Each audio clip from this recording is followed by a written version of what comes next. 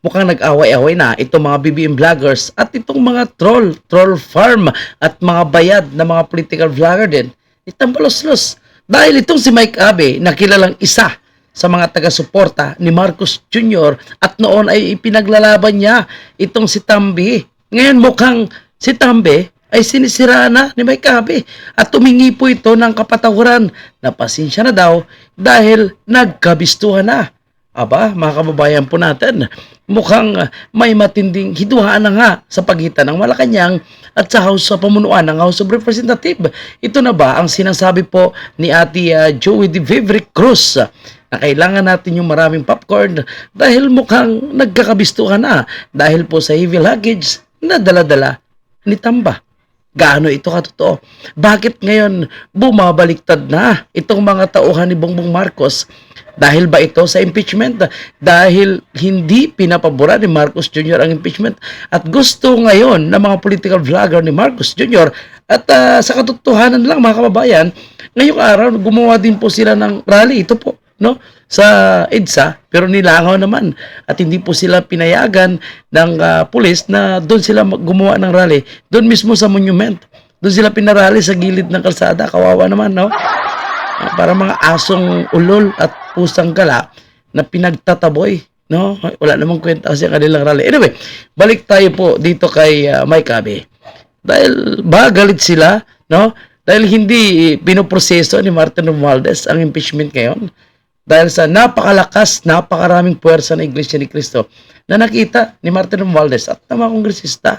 Alam nila na kapag iyon ay itunuloy nila ang impeachment, wala sila makukuha na boto sa Iglesia. Lalong-lalo na, no? Itong si Martin Romualdez ay desperado na mananalo. So sino ba kayong mga langaw na kayo, no? Mga bayaran na kayo ng mga political vlogger gaya ni Mike Abe, no? Na sumita dito kay Tambalos-los. Pero alam nyo, no, yung kanilang pagbubulgar, maganda ito, paborito sa atin, at mas maganda, marami pa silang sasabihin para malaman natin kung ano ang mga sikreto ng mga to. Okay. Ano man ang agenda ay kinakalendar ng chairman ng Committee on Rules at ng Majority Leader as chairman ng Committee on Rules, iyan ay may approval sa Speaker. Kaya ko po pinapaliwanag, iyan po yung authority at power.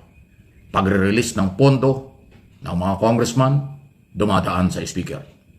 Mga posisyon as senior or deputy speaker, majority leader, chairman ng mga komite, member ng komite, vice chairman ng mga komite, nanggagaling ang authority niyan sa Speaker of the House. Okay, so una yung banat dito ni Mike Abe, no?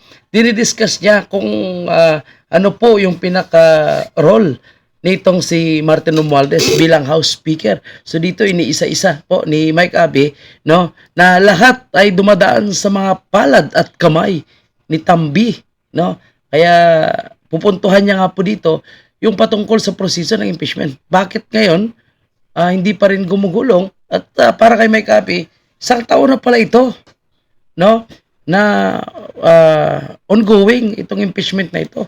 Pero di po ba sinabi po nila Franz Castro at grupo ng Akbayan, yung iwi, di ba, na isang buwan pa lang nila final ang impeachment.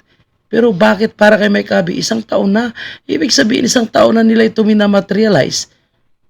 Pero hinarang ni Tambalos-los. Yun pala ang totoo. Ngayon lang nagkaroon ng formal na pag-file ng impeachment. Pero actually, isang taon na, sabi ni Mike Abe. Ito pakinggan nyo. Ganyan pong katindi ang kapangyarihan. Kaya ko pinapaliwanag dito para malaman nyo.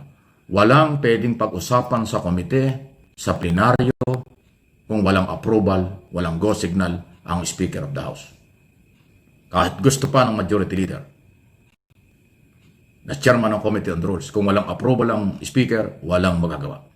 Pati yung Secretary General ng Congress na ngayon si Reggie Velasco, pag walang go signal ang Speaker sa kung ano man ang kanyang gagawin, hindi makakagalaw ang Secretary General. Kaya ako sinama yung Secretary General kahit hindi congressman kasi sa kanya dumadaan ang maraming dokumento. Especially ang complaint o reklamo o nagpapile ng impeachment, dadaan niya sa Secretary General bago dumating sa Speaker. Dahil dyan, ang Speaker of the House, okay, ang siyang nasusunod sa lahat sa Kongreso. Yon, tama naman yan. Si Tambi talaga ang nasunod sa Kongreso. Pati sa Malacanang, mukhang si Tambi rin eh. Pati sa Senado, actually, may kabi, baka hindi mo alam, no? Mukhang si Tambi na rin ang nasusunod sa Senado. Kahit gustuhin man ng mga membro ng Kongreso, Okay? yung 10, 20 o 30 congressman, kung anong dapat nilang gawin. Pag Okay. ayaw ng speaker, walang Ayaw. mangyayari doon. Okay. Kaya kung meron mang gusto ng impeachment, Yun na. proseso Impeachment na, proseso, ang di-discuss ni Mike Tae. ang impeachment ni Sara Duterte, Vice President, kung ayaw ng speaker, hindi yan gagalaw. Yon. Ang pinupunto niya na talagang ayaw ni Martin Romualdez na ituloy ang impeachment. Kung ayaw ni Martin, hindi talaga gagalaw. Kaya ngayon desperado na sila, no? Na mag-rally, no? Desperado na po sila, mga kababayan po natin, na magsagawa ng isang panawagan, no? At takutin na rin ito mga kongresistang mga pulpol, no? Mga abusado at mga kawatan na i-impeach itong si Sara. So, alam nyo ba yung kanilang ginawang pag-rally-rally kanina? Ito, yung impeach Sara, mga kababayan po natin, ha? Eh, gusto nilang takutin din ang mga tauhan ni Tambi at sinasabi na kapag hindi daw itutuloy ang proseso ng impeachment, sila po ay hindi ibuboto. Diba?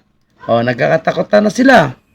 So, kaya ko ini-establish yung authority at kalakalan sa Kongreso. Sa tagal ko na pong broadcast journalist, na-assign pa ako sa Kongreso ng halos 10 taon. Alam na, Mayabang pa. alam ko ang mga galawan niya. Nagtrabaho pala ito sa Kongreso, no? Sabi niya, magaling daw siya, pero mukhang bobo naman kapag magsalita ito, mga kababayan. Ang Committee on Rules, ang Majority Leader, Diretso mo na sa puwet, tayo na dahil pang kwento. impeachment. Kaya tumagal. Mula pa ito nakaraang taon until now, wala pa rin. Di ba? Mula pa ito nakarang taon, until now, hindi na proseso. Oh, may kabi ha, binubulgar mo yung ginagawa pala nitong si Tambi, no?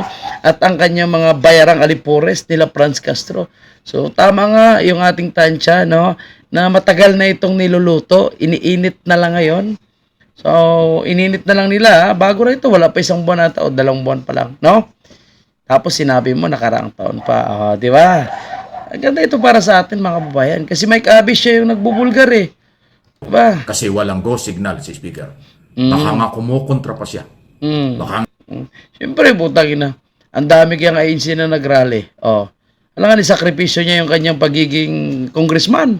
Para lang sa inyo na, kayo, binabayaran na naman kayo. Sino ba kayo? Diba? Yun ang sasabihin niya. Kailangan natin masigurado yung kapag panalo niya. Tingnan mo, ginawa niya na ngayon lahat eh. Diba? Pina-disqualify niya na itong si Tetanini Bacali para masigurado niya na wala siyang kalaban. Oh, alam na naman ipa-impeach si Sara. Paano yung mga Iglesia ni Cristo na kontra-impeachment? Siyempre, kung hindi matuloy yung impeachment, posibleng bubutuhin siya ng ilang Iglesia ni Cristo dahil hindi nila kinontra ang kagustuhan ng Iglesia ni Cristo. Diba? Oh, wais man yan si Tambi. Ikaw, bayaran ka na lang, Mike Abby. nga sinabihan pa ang mga congressman, huwag niyong galawin yan. Baka nga sinabihan pa yung Secretary General Velasco na itigil mo muna yan. Alam mo, ang talagang sinabihan niya yan. Siya yung boss eh. Huwag mo munang ipasa sa akin yan. Nasa kanya ang lahat ng authority na pwedeng nangyayari at Okay. pwedeng nangyari at nangyari na. Okay. Para lang ho sa inyong kalaman. Kasi hindi po ito alam ng maraming Pilipino kung ano at hanggang saan. Yun, ngayon alam niyo na po ha, mga kababayan natin, no, na si Tambi yung nag-hold daw po, sabi ni Mike Tae. Kapangyarihan ng Speaker of the House. Powerful po yan. Powerful po yan. So, anong masasabi mo, ano? Ngayon sa pagbubulgar mo, mukhang marami katang alam, di ba? Ngayon, galing po sa bayarang vlogger, no, ni BBM, ang nagsasabing, last year pa pala ito, no, yung impeachment na ito. Pero ngayon lang, final. Kala nila, kaya nila eh. Inagulat sila. Takin, ang dami nagrally ng INC. At posibleng masundan pa yan. Chairman ng Committee on Account, yung naghahawak ng pondo ng Kongreso. Yung asawa niya, na party list congressman. Oo, tama. Kung ikaw, congressman, paano ka hindi luluhod sa speaker? Yun, yun pala. Kung may kailangan kang pera, speaker ang mag-approve. Yun, tama. Eh kung ayaw kung tatanggihan pa ng asawa dahil siya chairman ng komite, di lalo, dalawa yung mag-asawa ang kalaban mo. Ano kalupit? Sige, bulgar mo. Ganon katindi. Hindi. Ayan, pasinsahan tayo, nagkabukuhan na. Ayan, pasensyahan tayo, nagkabukuhan na. Yun po, mukhang marami pang ibubuko. Itong si Mike Abe. At mukhang iba po pala yung nagpapasahod kay Mike Abe, hindi pala si Tambi. Mukhang Malacanang or mukhang PCO, no?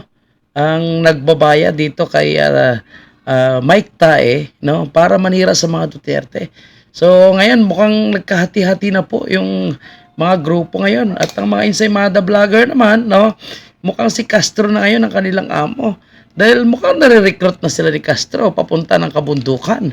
Dahil si Castro po, yung pinaka-head ng rally na ito, ang rally ito actually, no, ginamit lang o naggamitan na sila, nagkulab lang itong mga kaliwa, Lapras Castro, Akbayan, no, itong Hontiveros, no, ang liberal naman, na grupo nila Dilima, pink, yellow, pula, no, mga kaliwa, nagsanib puwersa. At alam nyo, si Mike Abe natakot din ito no? Talagang, si Mike Abe, gusto niya lagi, safety siya So si Mike Abe hindi rin pumunta. Hindi pumunta doon sa impeachment kay BP Sara. No? So, ayan mga Ensaymada vlogger, tinatraidor kayo ni Mike Abe. Nakailang rally na kayo, hindi kayo pinupunta ni Mike Abe. Binabanatan niya ngayon ang inyong isa sa inyong mga boss, si Tambi, Nako po, mukhang malaking gulo ito para sa grupo ni Tambi at ni BBM. Mukhang nag-aaway-away na po sila, no? Baka hindi pantay yung hatian. Kaya matindi po ito, mga kababayan po natin, no?